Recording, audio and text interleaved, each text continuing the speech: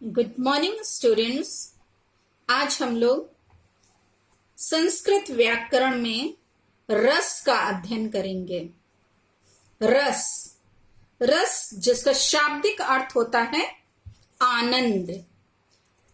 रस का अर्थ रसस्यति इति रसः, अर्थात जिसको चखा जा सके या जिसका रसास्वादन किया जा सके, जिसको मतलब टेस्ट किया जा सके, जिसको हम चख सके, जो आनंददायक हो, आनंद प्रदान करने वाला हो, उसको रस कहा जाता है। सामान्य अर्थ में रस का अर्थ स्वाद है, परंतु साहित्य के क्षेत्र में रस का तात्पर्य उस आनंद से है जो किसी काव्य को पढ़ने या काव्य पाठ को सुनने से हृदय में उत्पन्न होता है। किसी नाटक के मंचन से वह आनंद प्राप्त किया जा सकता है। आप सब जानते हैं, जब हम किसी कविता को पढ़ते हैं या किसी काव्य के पाठ को पढ़ते हैं या कभी हम नाटक होता हुआ देखते हैं तो हमें आनंद की अनुभूति होती है। जो वो आनंद की अनुभूति होती है उसी को यहाँ पे रस कहा गया। नाट्य शास्त्र के प्रणेता भरत मुनि ने, ध्यान दीजिएगा बच्चों, कौन है? भरत मुनि ने अपने ग्रंथ में उसके स्वरूप का विस्तार से विवेचन किया है।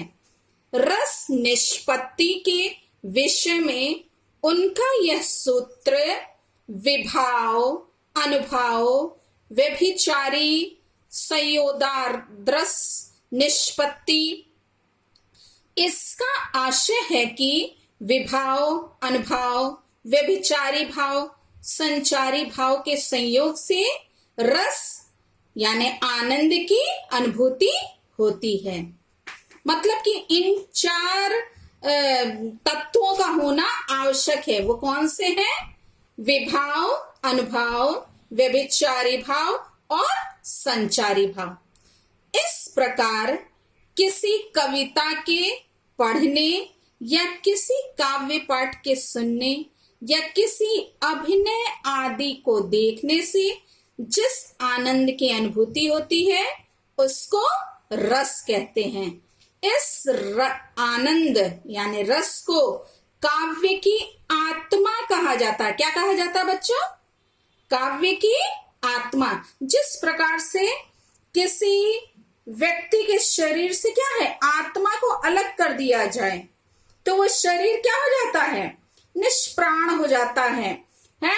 उसका अपना अस्तित्व जो है वो समाप्त हो जाता है। मिट्टी से बना मिट्टी में वो मिल जाता है। उसी प्रकार यदि काव्य से उसकी आत्मा को अर्थात उसमें से रस को अलग कर दिया जाए तो कोई भी उसको पढ़ना नहीं चाहेगा। कोई भी उस नाटक को अभिनय होता हुआ देखना नहीं चाहेगा यदि उसमें रस ना हो, आनंद ना हो। उदाहरण के लिए, जो साहस कर बढ़ता उसको केवल कटाक्ष से रोक दिया, वो वीर बना नभ बीच फेंक, बरछे पर उसको रोक दिया। हाँ देखिए, यहाँ पे उपयुक्त छंद को पढ़ने या सुनने से जिस आनंद की अनुभूति होती है वही अनुभूति क्या है? रस है। यहाँ स्थायी भाव, उत्साह, आलंबन, श्रवण, उद्दीपन, कटाक्ष से और बरछे मात्र से ही शत्रु को रोकना, अनुभाव, और साहस करके बढ़ते हुए शत्रु को रोकना, अनुभाव, नभ के बीच फेंक देना, उत्तेजना, रोमांच आदि संचारी भाव हैं। तो यहाँ पे बताया गया है कि कौन कौन से इसमें तत्व हैं। स्थायी भाव क्या है, संचारी भाव क्या है, और अनुभाव क्या है, और व्यभिचारी भाव क्या है। यहाँ देखिए, इन सभी के संयोग से वीर रस की निष्पत्ति हुई है। निष्पत्ति हुई यानी उसकी उत्पत्ति वीर रस को प्राप्त हुआ है। नाट्य शास्त्र के आचार्यों ने विभाव, अनुभाव, संचारी भावों को रस के अवयव अंग कहा है। मतलब कि ये क्या है, इसके प्रकार हैं, अवयव अंग है। इस प्रकार से इनके 4 अंग हैं। कौन से 4 अंग, फिर से एक बार रिपीट करेंगे। विभाव, अनुभाव, व्यभिचारी भाव और संचारी भाव। इसमें बच्चों आपको अपनी कॉपी में केवल रस हेडिंग डालिएगा, आज की डेट डाल के, फिर उसके बाद आप यहां से किसी कविता के पढ़ने से लेकर के आत्मा कहते हैं तक उसकी डेफिनेशन लिखिएगा, परिभाषा इसकी लिखिएगा और ये उदाहरण उसमें लिख दीजिएगा। ये हो जाएगा आपका, जैसे क्वेश्चन पूछेगा कि रस किसे कहते हैं तो आप उसकी परिभाषा और उदाहरण लिख देंगे। अब हम लोग देखेंगे कि स्थायी भाव क्या है। स्थायी भाव, संस्कृत स्था धातु का अर्थ होता है ठहरना, उसी से स्थायी भाव शब्द बनता है, जिसका अर्थ है हर समय रहने वाला। स्थायी भाव का अर्थ है जो भाव हृदय में हर समय उपस्थित रहते हैं तथा उचित अवसर मिलते ही प्रकट हो जाते हैं और हृदय को प्रभावित कर देते हैं, वो क्या है, स्थायी भाव है। इस आपने अभी जाना ना कि स्था का अर्थ क्या है, ठहरना।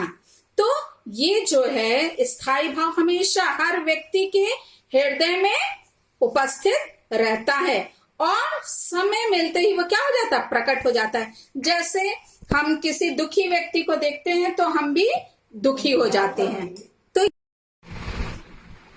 तो इस प्रकार हम लोग ने देखा कि स्थायी भाव किसे कहते हैं।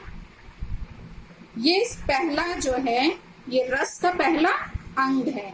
इसको हम लोग एक वाक्य में भी इसको परिभाषित कर सकते हैं कि सहृदय के हृदय में जो भाव स्थायी रूप से विद्यमान रहते हैं उन्हें स्थायी भाव कहते हैं। अब आगे देखेंगे हम लोग कि विभाव, अनुभाव और संचारी भाव द्वारा परिपक्व होकर व्यक्ति को आनंद की प्राप्ति कराते हैं। ये सारे जो हैं वो क्या है, मनुष्य को के हृदय में भाव को उत्पन्न करते हैं। ये रस जो है विशेषज्ञों के अनुसार ये 11 है निर्धारित किए गए हैं, जिसको हम लोग जानेंगे। इसमें आपको विशेष रूप से ये ध्यान देना है कि किस रस का क्या स्थायी भाव है। ये परीक्षा में पूछा जाता है, तो इस पे बच्चों ध्यान दीजिएगा। अब वैसे आपके कोर्स में केवल 2 रस है, एक करुण रस है और दूसरा हास्य रस का अध्ययन करना है। लेकिन ये सारे रस जो हैं वो आपको आगे भी पढ़ने को मिलेंगे, इसलिए आप इस पर विशेष रूप से अभी से ध्यान दीजिए। थोड़ा थोड़ा करके तैयार होता जाएगा तो आगे आपको परेशानी नहीं होगी। देखिए, ये है पहला है श्रृंगार रस। इसका स्थायी भाव क्या है, रति या प्रेम। इसको आपने 9th क्लास में पढ़ा था। इसमें क्या होता है, स्त्री और पुरुष या नायिका या नारी के मध्य जो है प्रेम भाव, जो या जब चरमोत्कर्ष पे होता है तो वहां पे क्या होता है, श्रृंगार रस की निष्पत्ति होती है।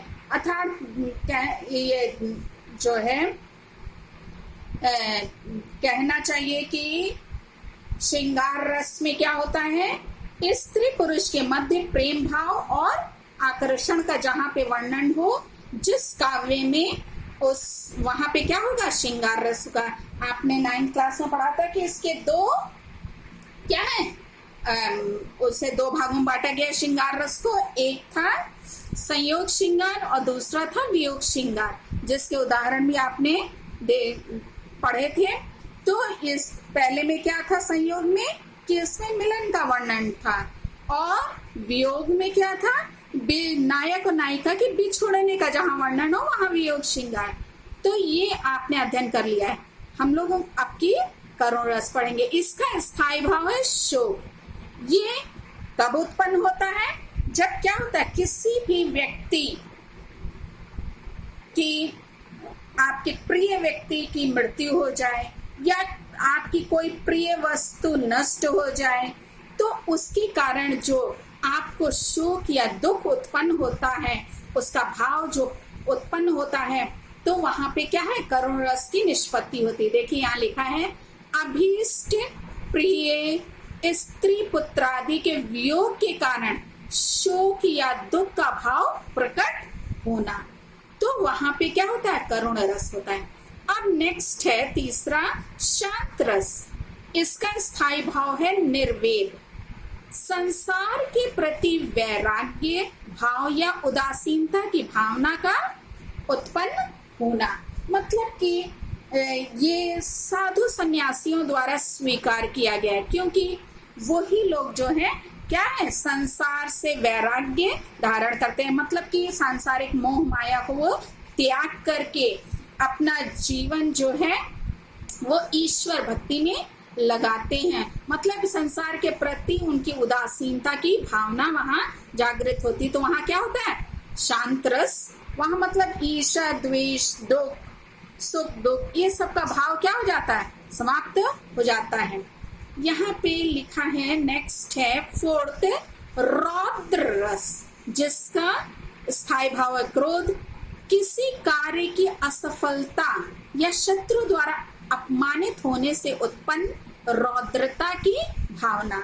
जब हम क्या होते हैं, किसी कार्य में असफल हो जाते, तो हमारे अंदर क्या है, किस उसके कारण हमारे अंदर जो भावना उत्पन्न होती है, जो